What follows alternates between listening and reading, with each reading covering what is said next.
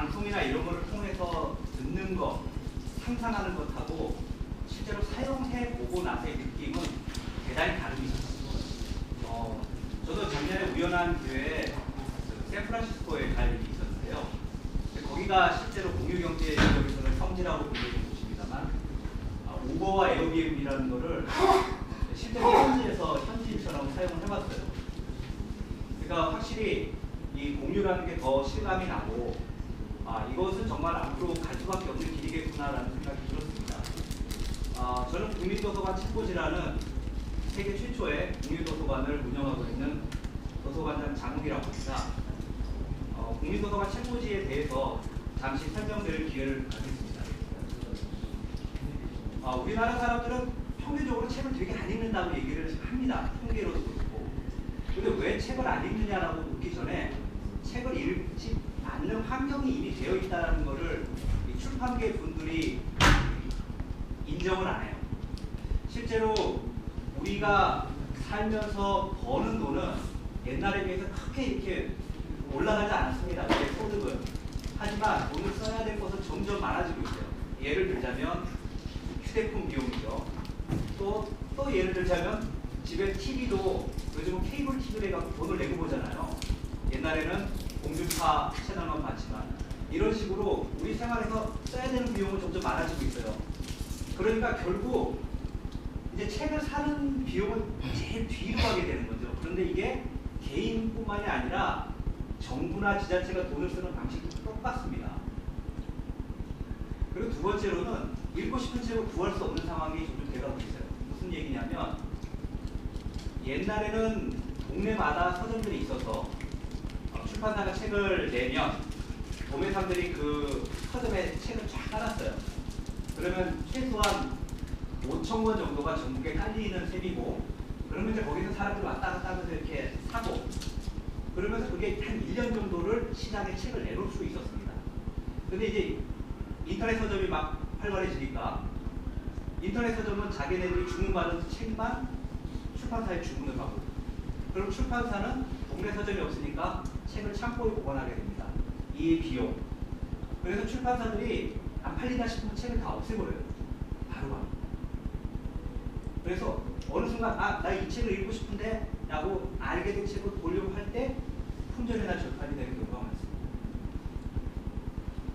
그래서 도서관이 필요한 거예요, 사실.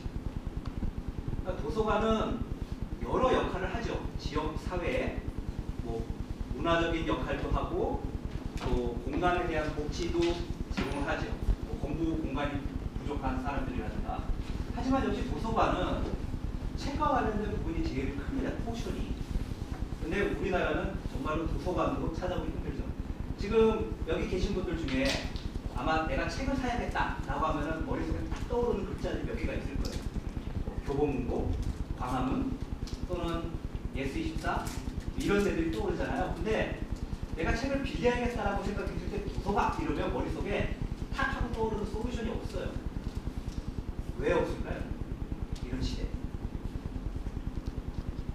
이게 이제 진짜 큰 문제입니다. 실제로 도서관을 지을 땅과 돈 누가 낼 거냐라는 게 지자체 입장에서 굉장히 어려운 부분이에요.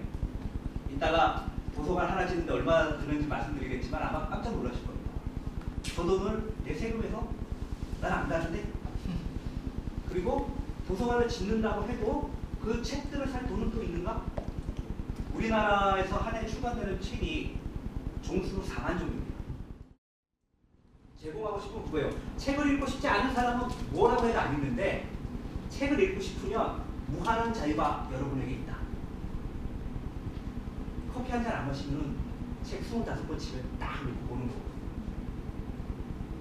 그래서 저희는 지금까지는 그냥 보관과 대여만을 해주는 사이트였는데 지금 개편을 하면서는 이제 책도 우리가 직접 가지러 갈게요. 이런 서비스를 합니다. 그러니까 책이 많은 사람들은 국도에 책을 맡겨야지 라고 생각했다가 갑자기 엄두가 안 나요. 자기 책이 너무 많은데 이거를 택배비를 내가 보내는 거는 이제 또 아깝죠. 그래서 그 부분에 격차가 있었는데 저희는 이번에 약간의 투자를 받아서 저런 부분을 이제 해결해서 장소를 더 많이 보관하고 그 다음에 사람들의 책을 저희가 이제 보관을 하게 되면 소유권은 누구 거냐 이런 얘기를 하시면 다 자기 거예요.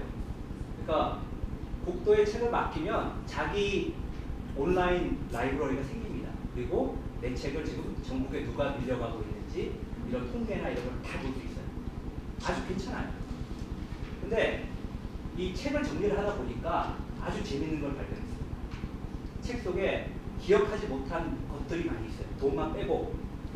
돈은 안 들어있는데 보통 연애편지, 사진 별게 다 들어있어요. 저희 그런 거 다 디지털 라이징 해줍니다. 그래서 내가 옛날에 읽었던 책에서 뭐 사진이 들어있었으면 그 사진 스캔해 놔가지고 저희가 보여드리죠. 그래서 국민도서관 책꽂이는 이런 사이클을 갖고 있는 거예요. 책을 많이 읽는 사람들은 보통 사람들한테 책을 주는 역할을 하게 되는 것이고, 이 보통 독자들은 이 책이 많은 사람들의 고관비를 대신해서 내주는 그런 사이클이 만들어지는 거죠. 그래서 뭐 좋은 얘기들을 많이 합니다. 그래서 지금 저희는 현재 47,000여 권의 책을 갖고 있고요. 47,000여 권이면 아까 보셨던 45억짜리 도서관의 3배 규모. 그 책이 계속 늘고 있어요. 저희는 저희 도서관을 알리기 위해서 별다른 노력을 아직까지는 안 하고 있습니다. 그런데도 알고 보내주세요. 그럼 엄마들이 너무 좋아요. 마법 천장은 돈 들여서 안 사도 싹 빌려서 보여주고 싹 보냅니다. 그리고 아이들 교육 관련 책 엄청나게 많이 빌려가시고.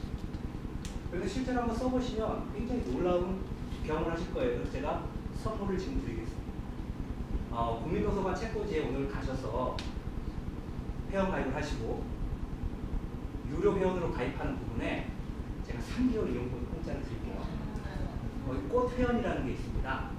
거기 신청을 하시고 양천구라든가 두박스라든가 이런 말을 입금자명에 써주시면 그거는 제가 공짜로 3개월 열어드릴게요.